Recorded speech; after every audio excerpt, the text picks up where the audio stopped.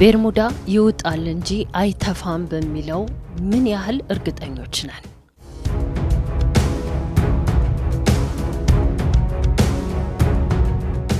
የቤርሙዳ ሚስጥር ለዘመናት የደበቀውን አስደንጋጭ እውነት በዓይናቸው ያዩና ምስክርነታቸውን የሰጡ ሰዎች እነማን ናቸው?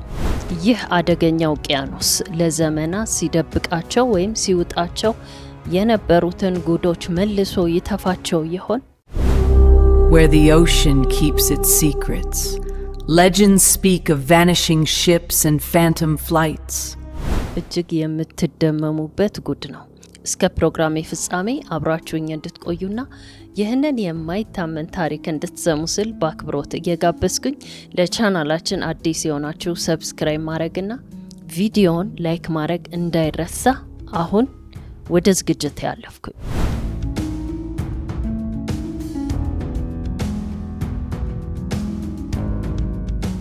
ስለ ቤርሙዳ ትሪያንግል ብዙ ተብሏል፣ ብዙ ተወርቷል፣ አብዛኞቻችንም እናውቀዋለን።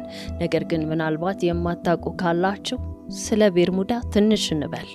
ቤርሙዳ ትሪያንግል በሰሜን አትላንቲክ ውቅያኖስ ላይ የሚገኝ ማያሚ፣ ቤርሙዳና ፔርቶሪኮ በሚባል 3 ነጥቦች የተገናኘ ምናባዊ የባህር ክልል ነው። ባለፉት 100 ዓመታት ከ75 በላይ የሆኑ አውሮፕላኖች እንደዚሁም በመቶዎች የሚቆጠሩ መርከቦች እዚህ ቦታ ላይ ድራሻቸው ጠፍቷል ወይም ያሉበት አይታወቅም።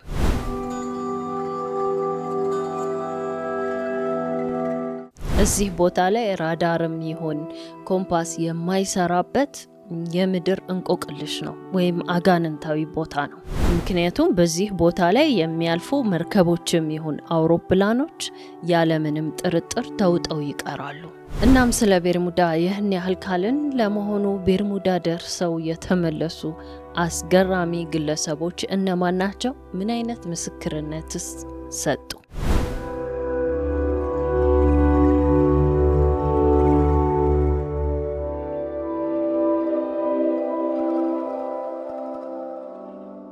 ብሩስ ላኒገር ተራ ተጓዥ አይደለም። ከ6000 በላይ የበረራ ሰዓት ያለው ሰማዩን እንደ መዳፉ የሚያውቅ አንጋፋ አሜሪካዊ አብራሪ ነው። ለዓመታት በሐማስና በፍሎሪዳ መካከል በረራዎችን ሲያደርግ የቆየ ለቴክኒክ ስህተቶች ቦታ የማይሰጥ ብቁ አብራሪ ነው። ዛሬም ድረስ በሕይወት ያለና ያጋጠመው ሚስጥር ለዓለም ለማስረዳት መጽሐፍትን የጻፈ ሰው ነው። እንደ ኤሮፓውያን አቆጣጠር ዲሴምበር 4 1970 ዓ.ም ብሩስ አባቱንና አንድ ጓደኛውን ይዞ ቦናዛ ኤ36 በምትባለው ትንሿ አውሮፕላኑ ከሐማስ ወደ ፍሎሪዳ ለመብረር ተዘጋጀ። በዚህን ጊዜ አየሩ ፍጹም ሰላማዊ ነበር።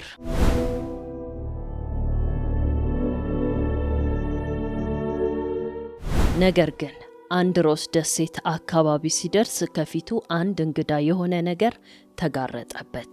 ደመናው ተራ አልነበረም። ከባህሩ ተነስቶ ወደ ሰማይ የሚመዘዝ ግዙፍ የጭጋግ ግድግዳ ነበር። ብሩስ ለማምለጥ ሞክሮ ነበር። ደመናው ግን በሰከንዶች ውስጥ 360 ዲግሪ ከበበው።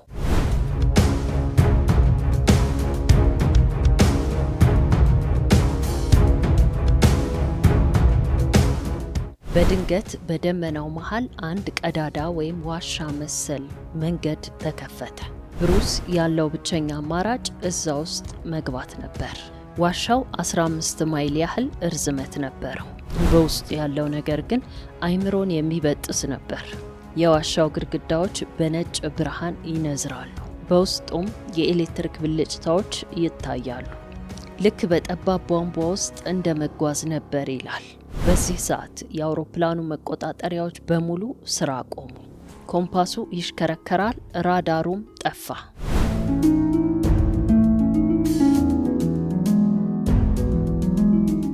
ብሩስ ለጥቂት ሰከንዶች አልቆልኛል ብሎ አስቦ ነበር። ከዋሻው መጨረሻ ላይ ነጭ ብርሃን ታየው። ልክ እንደወጣ ግን ያየው ነገር ክፉኛ አስደነገጠው። ከስሩ ያለው ባህር ጠፍቷል። የሚታየው ግራጫማ ጭጋግ ብቻ ነበር።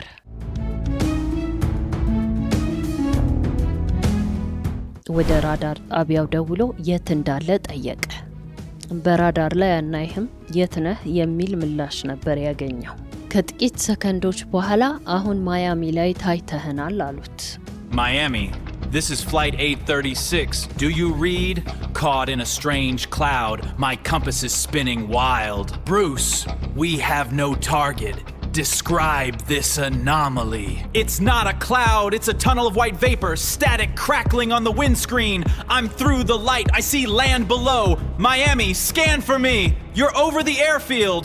But how? You vanished for 45 minutes! ብሩስ ገና 45 ደቂቃ መብረር ነበረበት። ነገር ግን በድንገት ራሱን ማያሚ ላይ ያገኘው። 75 ደቂቃ መፍጀት የነበረበት በረራ 47 ደቂቃ ብቻ ፈጀ። ብሩስ በዚያች የጊዜ ዋሻ ሲያልፍ ሳይንሱ ስፔስ ታይም ዋርፕ የሚለውን ክስተት አስተናግዷል። ማለትም በረጅሙ መንገድ ፋንታ በአቋራጭ የጊዜ መንገድ ተጉዟል። ብሩስ ገርነር ዛሬም በህይወት አለ። ያጋጠመው ሚስጥር ምንም ሳይደብቅ ዘፎግ የተባለው መጽሐፉ ላይም አስፍሮታል። ለዓለም አቀፍ ሚዲያዎች ለምሳሌ እንደ ሂስትሪ ቻናል ይህንን ታሪክ ወይም ክስተት ደጋግሞም ተናግሯል። እሱ የሚለው አንድ ነገር ነው።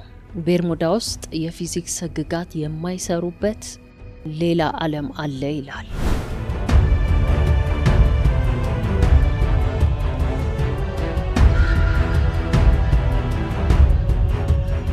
ካፒቴን ዶን ሄነሪ የባህር ላይ ህይወትን ጠንቅቆ የሚያውቅ ለአመታት ግዙፍ መርከቦችን እንደዚሁም የሚጎተቱ ታንከሮችን ሲያዝ የቆየ አንጋፋ መኮንን ነው። በባህር ኃይል ያለው ልምድና በችግር ጊዜ የሚወስዳቸው እርምጃዎች በባልደረቦቹ ዘንድ ትልቅ ግምት የሚሰጠው ሰው ነበር። ሁኔታው የተከሰተው በ1966 ነው። ዶን ሄነሪ ሲኢኮ የተባለችውን 160 ጫማ ርዝመት ያላትን ግዙፍ መርከብ እየመራ ከፖርቶሪኮ ወደ ማያሚ እያመራ ነበር። ቀኑም እጅግ ጥርት ያለና ፀሐያማ ነበር።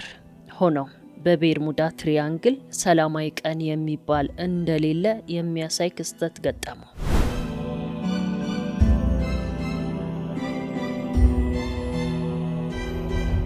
በድንገት በጠራራ ፀሐይ መርከቡ በወፍራም ነጭ ጉም ተሸፈነ። ጉሙ ተራ ጭጋግ አልነበረም። ከሁሉም አቅጣጫ መርከቧን የሚያፍን ይመስል ነበር። በድንገት በመርከቧ ላይ ያሉት ኮምፓሶች በከፍተኛ ፍጥነት መሽከርከር ጀመሩ። የኤሌክትሪክ መብራቶች ደብዘዝ አሉ። ዶን ሄነሪ መርከቡን የሆነ ኃይል ወደ ኋላ የሚጎትተው አይነት ስሜት ተሰማኝ ይላል።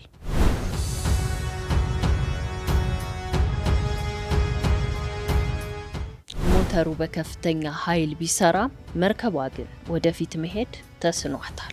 መርከቧን እየቀበራት የነበረ የማይታይ መግነጢሳዊ ኃይል እንደነበርም ምስክርነቱን ሰጥቷል።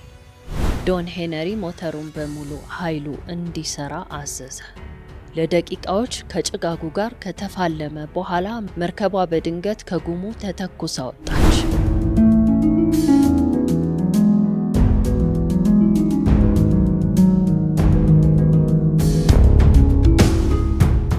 በጣም የሚያስገርመው ነገር ከጭጋጉ እንደወጡ ልክ ምንም ነገር እንዳልተፈጠረ ሁሉ ዙሪያ ሁሉ ፀሐያማና ሰላማዊ ነበር።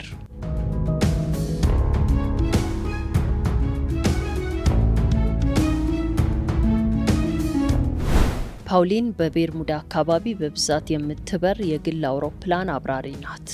ለአመታት በዛ ሰማይ ላይ ስትመላለስ በርካታ ነገሮችን ያየች ቢሆንም አንድ ቀን ያየችው ነገር ግን መቼም የምትረሳው አልነበረም። ፓውሊን ከቢሚኒ ደሴት ወጣ ብሎ በሚገኘው የአየር ክልል ላይ ዝቅ ብላ እየበረረች ነበር።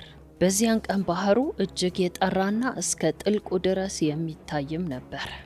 በባህሩ ስር በሰው እጅ የተሰሩ የሚመስሉ ግዙፍ የድንጋይ መውጫዎች፣ መንገዶችና የህንፃ መሰረቶችን በግልጽ አየች። አስደንጋጭ እውነታ እነዚህ ድንጋዮች ተፈጥሯዊ አለት አልነበሩም። እርስ በርሳቸው የተገጣጠሙና የጥንት ከተማዎች ቅሪት የመሰሉ ነበሩ። ይህ ቦታ ዛሬ ቢሚኒ ሮድ ተብሎ ይጠራል። ብዙዎች ይህንን የጠፋችው የአትላንቲስ ከተማ አካል ነው ብለው ያምናሉ።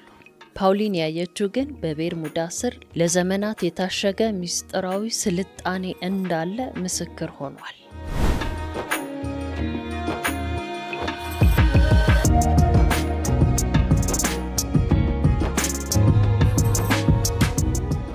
እነዚህ ሰዎች በህይወት ተመልሰው ታሪካቸውን ባይነግሩንም ከመጥፋታቸው በፊት በራዲዮ ያስተላለፉት ድምጽ ግን ከማንም ምስክር በላይ ልብ አንጠልጣይ ሆኗል። በዲሴምበር 5 1945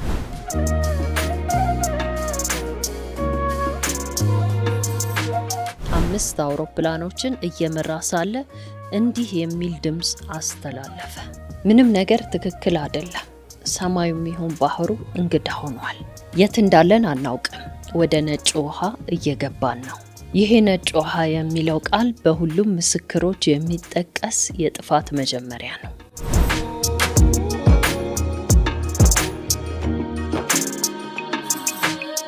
የቤርሙዳ ትሪያንግል ጉዳይ በመንፈሳዊ አንግል ካየነው ኖርማል ያልሆነ ነገር አለው። ማለትም በዛ የሚያልፉ አውሮፕላኖችን መርከቦችን እስከ ሰዎቻቸው ቅርጭም እያደረገ የሚበላና ለዘመናትም ይህንን ጉዳይ ያለምንም ከልካይ ሲያከናውነው የኖረው ጉዳይ ነው። ስለዚህም ይህ ኖርማል ሊሆን አይችልም። ለአመታት ይህንን ዘግናኝ ሁኔታ ሲያከናውን የነበረና አሁንም ምንም የተለወጠ ነገር እንደሌለ ነው። ለማንኛውም በሳይንሱ አንጻር ይህንን ጉዳይ ምን ይሉታል?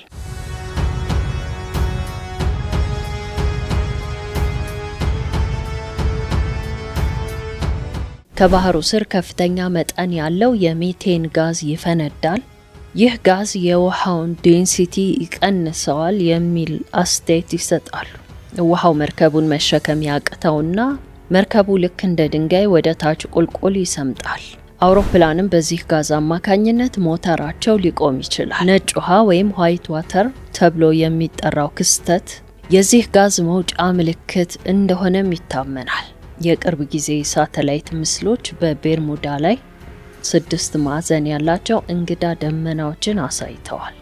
እነዚህ ደመናዎች የአየር ቦምቦች ይባላሉ። ከደመናው የሚወርደው አየር በሰዓት እስከ 270 ኪሎ ሜትር ፍጥነት ይኖረዋል።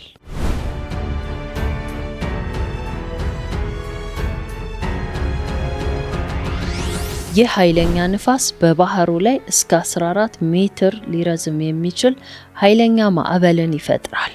አውሮፕላኖችንም ከመሬት ጋር ያጋጫቸዋል።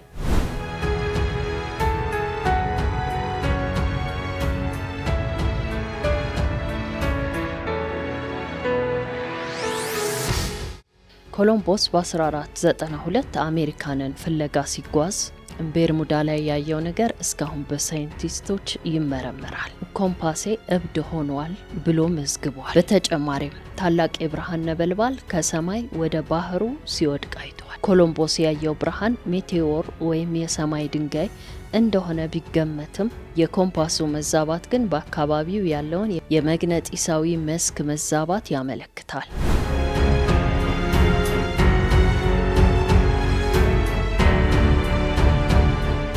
ታዋቂውና የመጀመሪያው አትላንቲክን ብቻውን ያቋረጠው አብራሪ ቻርልስ ሊንድበርግ በቤርሙዳ ላይ ሲበር ምን አጋጠመው?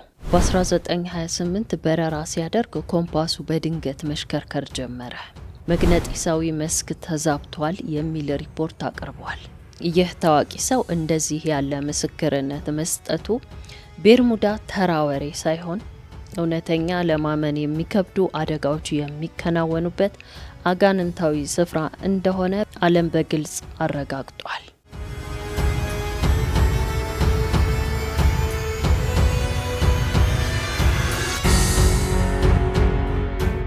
በቅርብ ጊዜ በሶናር ምርመራ ምን ታየ? በባህር ውስጥ ከግብጽ ፒራሚዶች የሚበልጡ ከብርጭቆ ወይም ከክሪስታል የተሰሩ 2 ግዙፍ የክሪስታል ፒራሚዶች መገኘታቸውም ተነግሯል። እነዚህ ፒራሚዶች ከፍተኛ ኃይልን በማመንጨት በአካባቢው ያለውን ራዳርና መግነጢስ እንደሚያዛቡ በርካቶች ያምናሉ።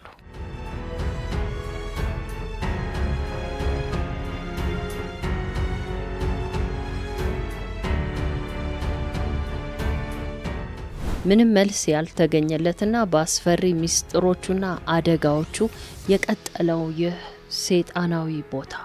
እናንተ በዚህ ላይ ምን አስተያየት አላችሁ? ውድ ቤተሰቦች፣ እንግዲህ እነዚህ ሰዎች ከዚህ ቦታ ተተፍተው በተአምር የተረፉ ናቸው እንጂ በዚህ ቦታ ላይ ሄዶ ማንም የሚተርፍ አይኖርም።